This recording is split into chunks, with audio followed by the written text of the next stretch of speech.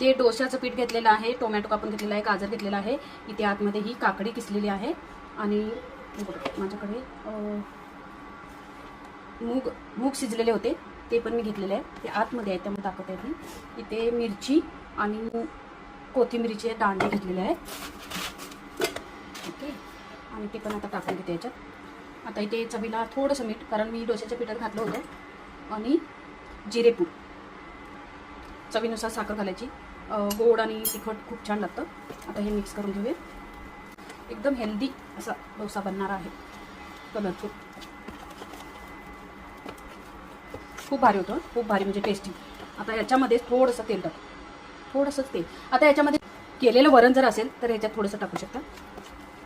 चला आता आपण ह्याचं मस्त, आता कोथिंबीरची दांडी घेतलेली होती, आता मी बारीक चिरलेली कोथिंबीर पण घेणार. बारीक चिरलेली कोथिंबीर आणि एकदम बारीक स्लाइस केलेला कांदा. प्लीज हे असं करून खा, हेल्दी पण हेल्दी डोसा. हे हेल्दी पीठ तयार झालेलं आहे डोश्याचं.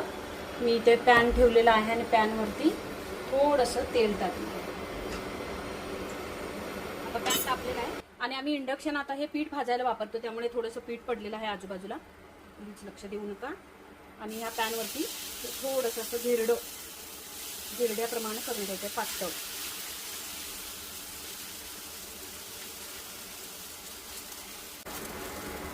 थोडंसं अगदी 1 ते 1.5 मिनिट झाकायचं आणि पलटी करून घ्यायचं. चला 2 मिनिटं झालेले आहेत आणि एका साईडनं छान असं भाजलेलं आहे. आपण पलटी करून घेऊया. वा वा, खूप छान झालेलं आहे. चला डोसा तयार झालेला आहे, काढून घेऊया चाळीवरती. किती छान झालेलं आहे बघा. आपण आता दुसरा एक करूया. आणि हे जे बॅटर आहे ते याच्यावरती टाकून घेऊया. थोडंसं पातळ केलं तरी काही हरकत नाही. थोडंसं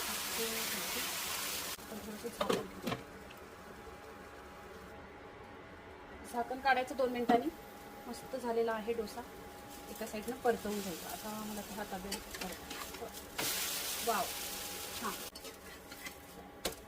मस्त सुंदर, खायला इतका टेस्टी, हेल्दी. आणि प्लीज नक्की करून बघा. आता मी इंडक्शनवर करायला लागली, गॅसचा तुटवडा आहे म्हणून. तर इंडक्शनचा थोडासा आवाज येत असेल तर आवाजाला जरा खरखरपणा येईल. तर हा डोसा तयार झालेला आहे, आपण काढून घेऊया जाळीवरती. ओ मस्त. चला रवा भिजवून त्याच्यात सगळ्या भाज्या टाकून तो रव्याचा चिला केलेला. आणि तुला प्राईज मिळालेला ना कॉलेजमध्ये.